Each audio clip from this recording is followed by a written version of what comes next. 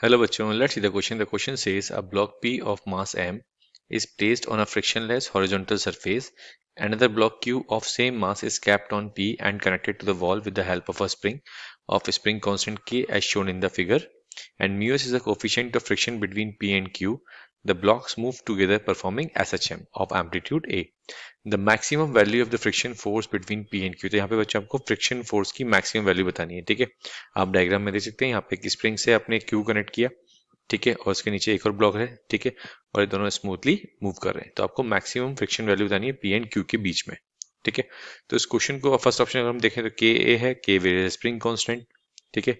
Second option is k by 2, third option is 0 and fourth option mu s m g. तो इस question को solve करने के लिए बच्चों जो की कंसेप्ट हो जाएगा आपका, the key concept is,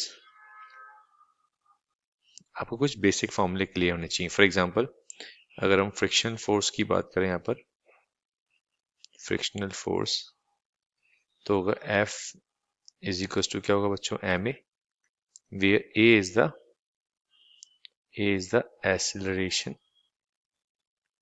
A is the acceleration of its SHM, ठीक है।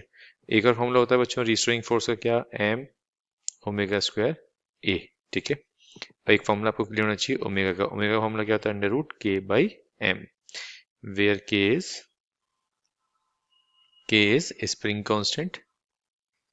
के को क्या बोलते हैं बच्चों, स्प्रिंग कांस्टेंट, और एम क्या हो गया यहाँ पर, मास हो गया, ठीक है।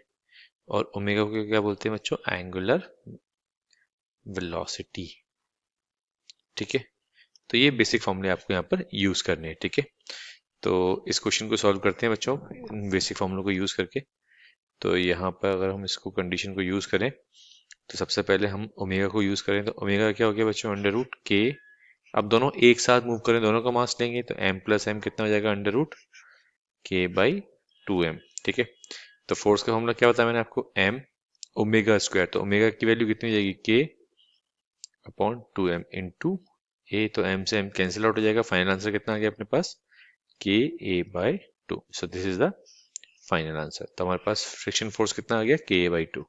तो यही क्वेश्चन में पूछ रहा था। फर्स्ट ऑप्शन में हमारा इनकरेक्ट है, के तो है नहीं, B option is the correct one, C is also incorrect, D is also incorrect. So the correct option of this question is B.